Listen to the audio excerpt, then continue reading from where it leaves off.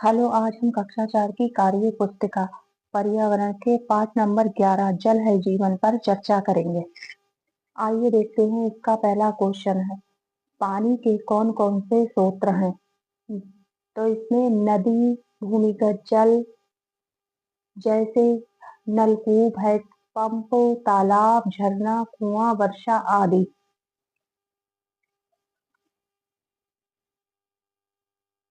वर्षा आदि ये हमारे पानी के स्रोत हैं।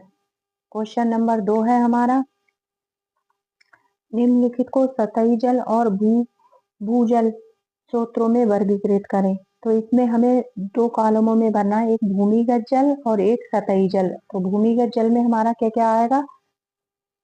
भूमि की सतह पर मिलने वाले जल को सतही जल कहते हैं। इसमें हमारा आएगा झील, नदी, झरने, नहर आदि, ये सतही जल हो गया। भूमि के अंदर रिसने वाला जल भूजल कहलाता है। इसमें आएगा हमारा जैसे कुआं, नलकूप, समुद्र, बांध, जलाशय आदि, ये हमारा भूमिगत जल होगा। जल शोधन के लिए क्या किया जा सकता है? सही विकल्प पर सही का निशान लगाएं। जल संशोधन के लिए क्या किया जा सकता है? नमक मिलाकर ढक देना, पानी को धूप में रखना और उसमें नमक मिला देना, फ्रिज में साफ पानी की बोतल रखना, या पानी को उबालकर छानना। तो हमारा इसमें सही होगा पानी को उबालकर छानना, ये हमारा जल शोधन का सही सही है। प्रदूषित जल से कौन कौन से रोग होते हैं? दूषित पानी पीने से हमें कौन कौन से रोग होते हैं? तो एक होगा टाइफाइड, दस्त, पेट दर्द, हैजा, हेपेटाइटिस आदि, ये दूषित पानी पीने से रोग होते हैं। जो हम दूषित जल पी लेते हैं उससे ये हमें रोग हो सकते हैं। प्राकृतिक जल स्रोत और कृत्रिम जल स्रोत में क्या अंतर है? अब इसमें हमें बताना है प्राकृतिक जल स्रोत। प्राकृतिक जल स्रोत वो होते हैं जो ईश्वर द्वारा बनाए गए होते हैं, और कृत्रिम जल स्रोत वो होते हैं जो मानव द्वारा बनाए गए हैं। तो इसमें हमारा प्राकृतिक जल स्रोत में आएगा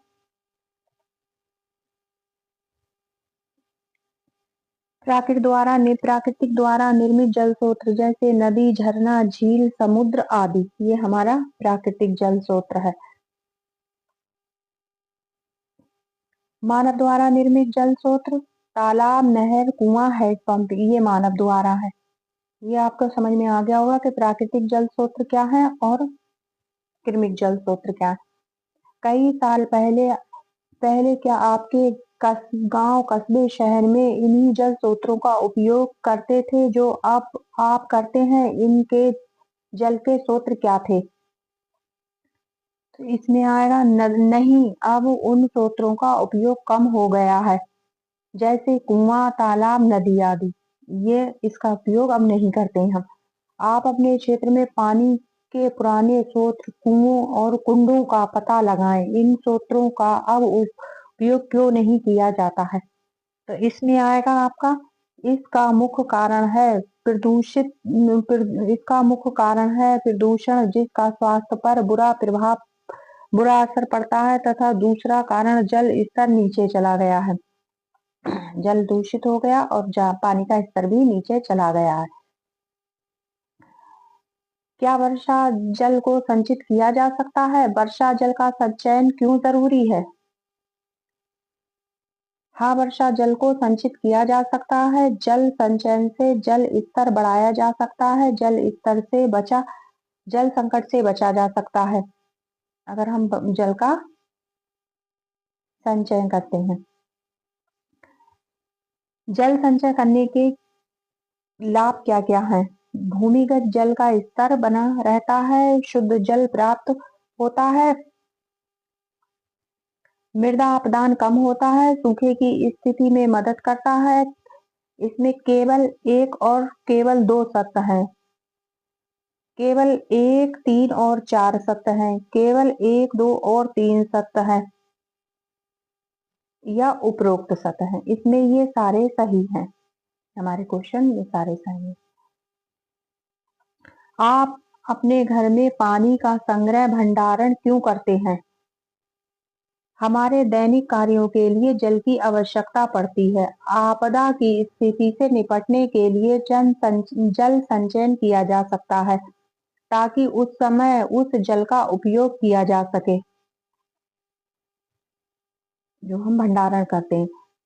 बांध क्या है? इसके निर्माण के क्या क्या लाभ हैं? बांध एक जल अवरोधक और जलाशय बनाने में मदद करता है। इस इस जल इस जमा जल से सिंचाई, जल विद्युत, पेयजल की आपूर्ति आदि में प्रयोग किया जा सकता है। जो हमारा बांध होता है इसका, बांध का। जल में किस प्रकार की अशुद्धियां होती हैं? पानी में दो प्रकार की अशुद्धियां पाई जाती हैं। नंबर 1, जल में घुलित अशुद्धियां जो दिखाई नहीं देती। जल में अघुलित अशुद्धियां, तैरने वाली अशुद्धियां जो दिखाई देती हैं। जल में दो प्रकार की अशुद्धियां होती हैं। आप अपने घर में पीने के पानी को साफ रखने के लिए क्या क्या करते हैं? पानी को ढककर रखते हैं, पानी को उबालकर ठंडा करके प्रयोग करते हैं, पानी को शुद्ध करने के लिए उसमें फिटकरी डालते हैं।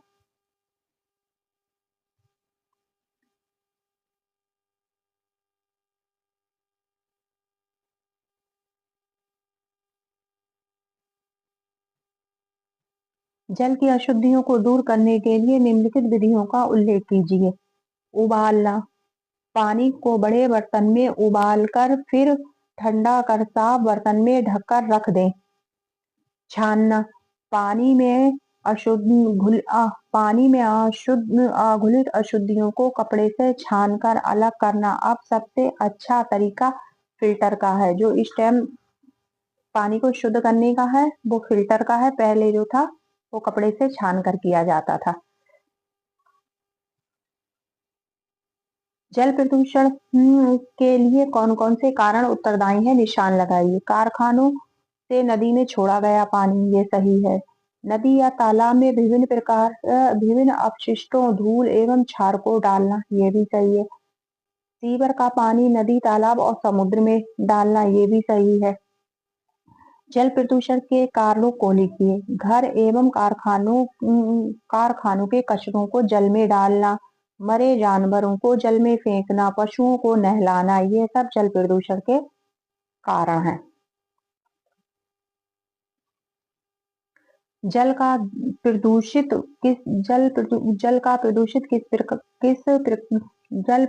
किस प्रकार प्राणियों के आहार को प्रभावित करता है? प्रदूषित जल से जमीन की उर्वरक क्षमता कम हो जाती है।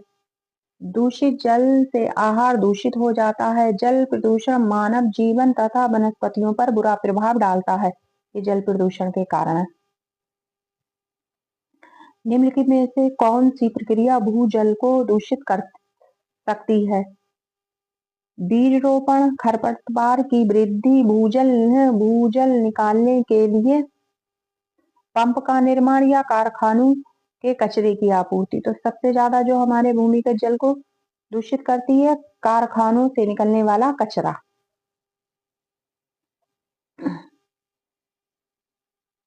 जल प्रदूषण को रोकने के लिए निम्नलिखित कथनों की जांच कीजिए और सही कथन पर सही का निशान लगाइए। कचरे को नदी, तालाब एवं समुद्र में नहीं डालना चाहिए, गुड, ये सही है।